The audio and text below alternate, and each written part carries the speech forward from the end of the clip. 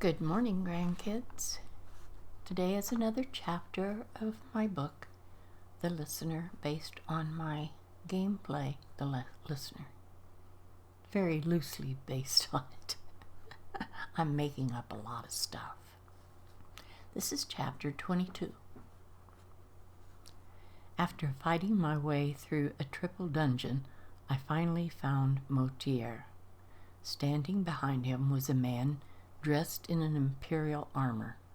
I asked Armand what was going on and who was the imperial. He told me that the man went with him everywhere, an old family retainer.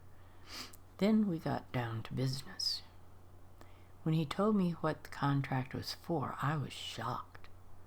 He wanted a Brotherhood assassin to take out the Emperor, Titus Mede II. The Emperor?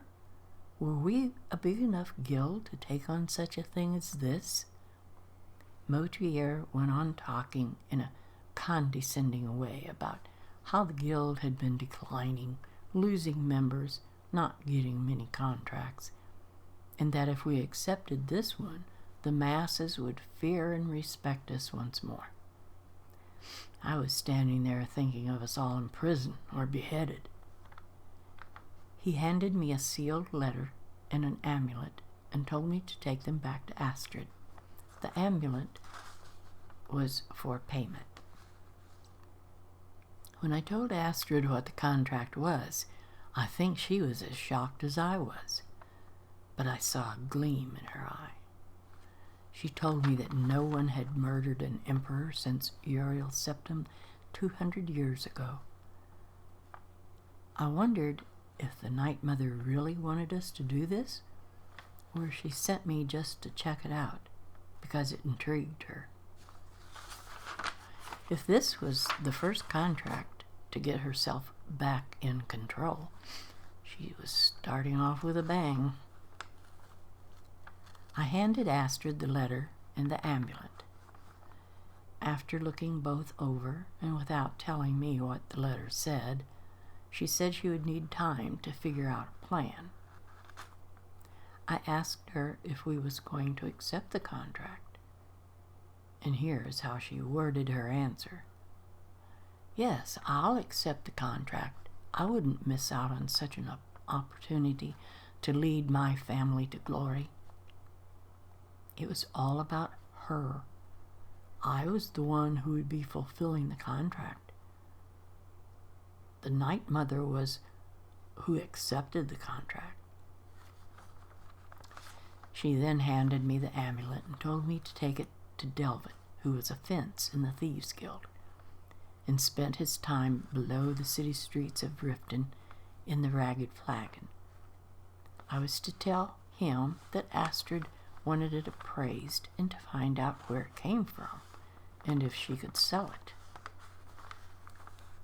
Once I got to Riften and found the Ratway below the streets, I was glad to get inside.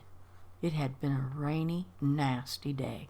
The town above me was shrouded in mist, fog, gray and gloomy.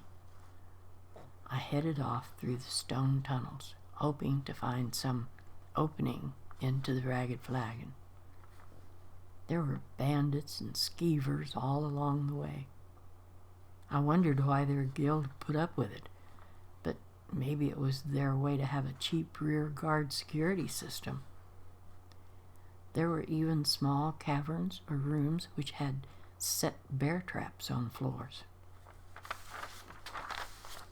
Farther in, there was a small circular stone room, and there were grasses and other plants growing inside. They probably got started because of a hole through the top, letting in sunlight and, of course, rain. But what was weird was a stump of wood in the center with a sword sticking in it, like it was something grand. But it was just an old, cheap iron one, worthless. Wasn't even enchanted. I finally got to their intersection, the Ragged Flagon, and went in. I asked around for Delvin Mallory, and he was finally pointed out to me, sitting alone at a table near the bar. He asked after Astrid like an old friend, and I guess they were, since he was our fence for stolen goods. I handed him the amulet and told him what Astrid needed. His eyes opened wide, and he said that it had belonged to one of the Emperor's elder council members. These had been crafted for each member. It was worth a small fortune. So, it seems like one of the council members had performed a black sacrament. They wanted their emperor dead? Or is this just my devious mind at work? Melvin was quite eager to buy it. Maybe he had something going on in his own devious mind also, like blackmailing a council member.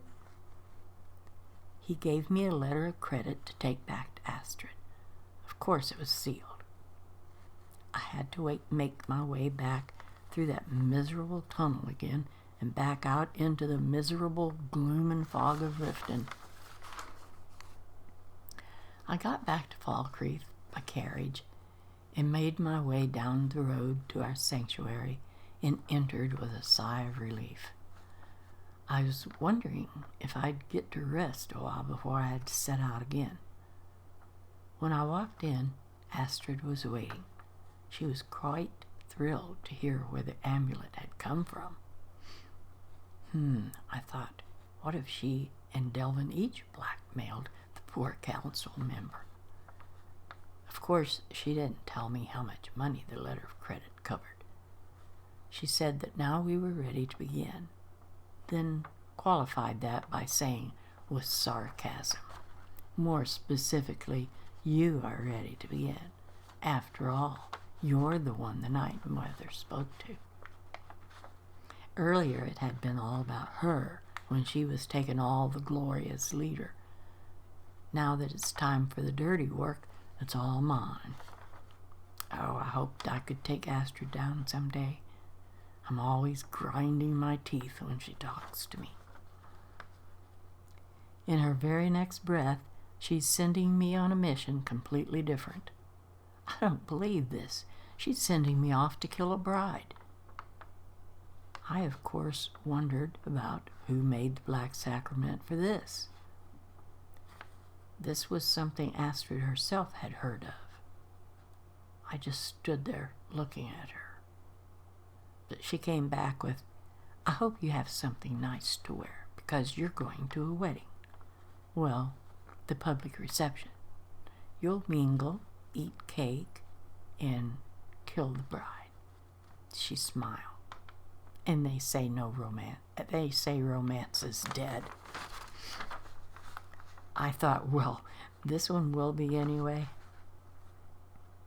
Astrid told me the bride's name was Vittoria Visi, that she was the overseer of the East Empire Trading Company's business holdings in Solitude.